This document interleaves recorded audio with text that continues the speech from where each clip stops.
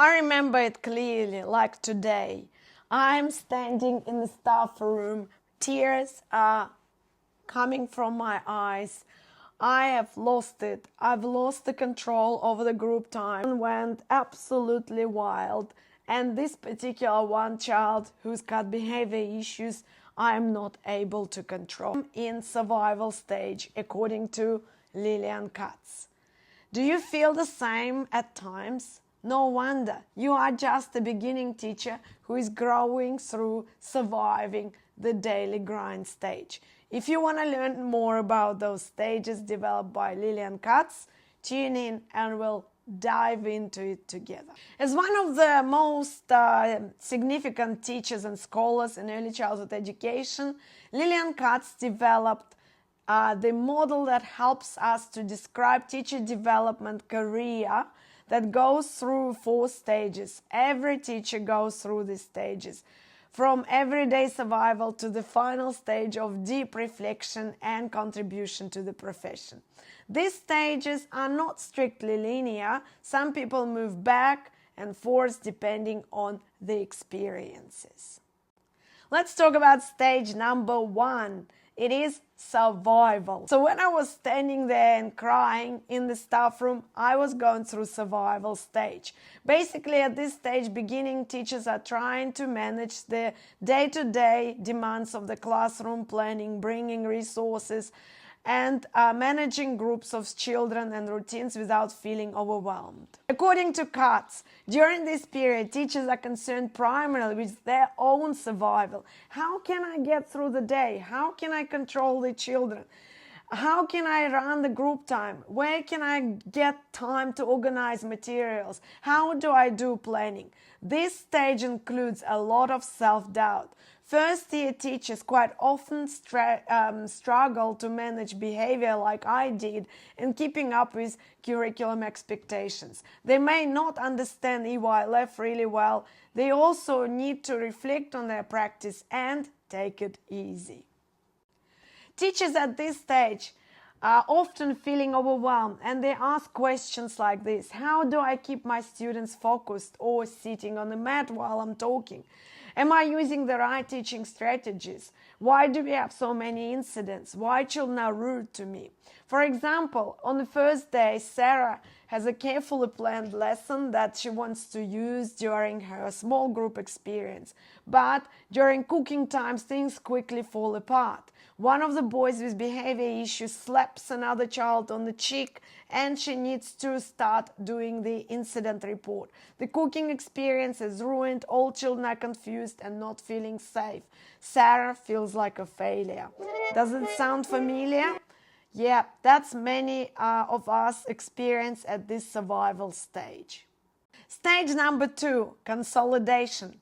Once the basics of classroom management and delivery of early childhood curriculum are under control, early child teachers and educators are entering consolidation stage.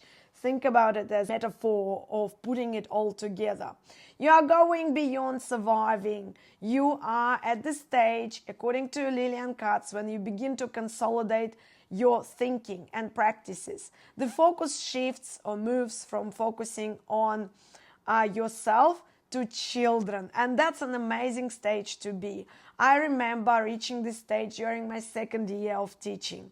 You can start providing differentiated instructions. You can start tending to these children with additional needs, such as with anxiety, with ASD, and sensory disorders or special medical needs.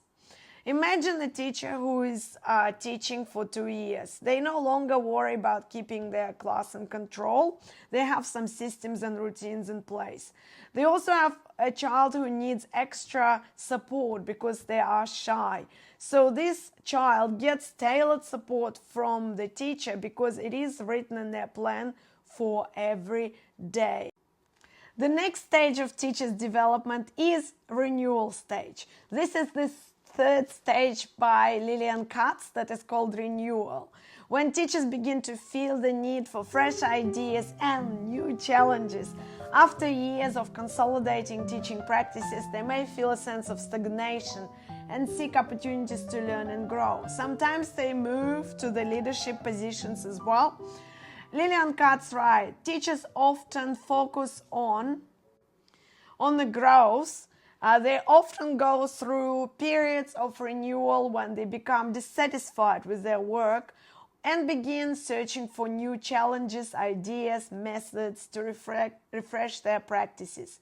This is usually a time when they might start attending more professional development courses, workshops, seminars, visit some new centers as an exchange program. They might actually look into different educational approaches like I did with project-based learning, inquiry-based learning, or they might look into Montessori, Angie Play and other approaches.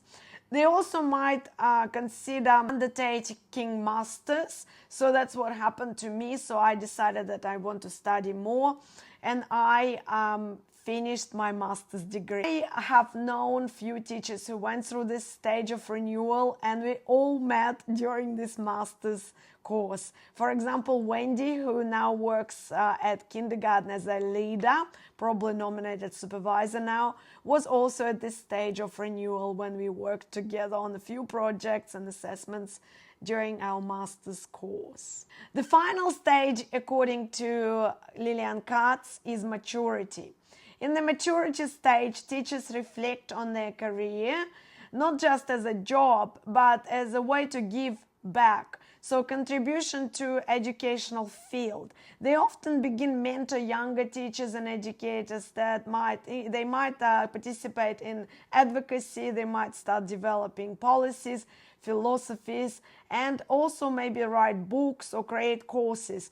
Katz states that in maturity, teachers view their professional activities as a lifelong contribution to education. They reflect on their practices and often act as guides to new teachers. This happened to me. I reached this stage, I feel.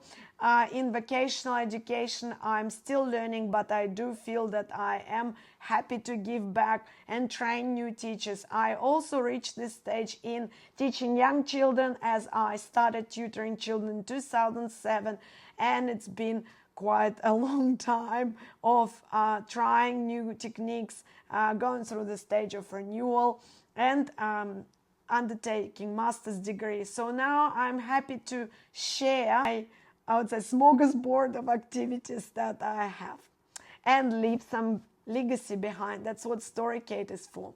I'm wondering, which stage are you in your career development? Does any of the stages resonate with you personally? Do you think you need help going through survival stage? Please post in the comments below. Thank you for watching and subscribe if you like this video.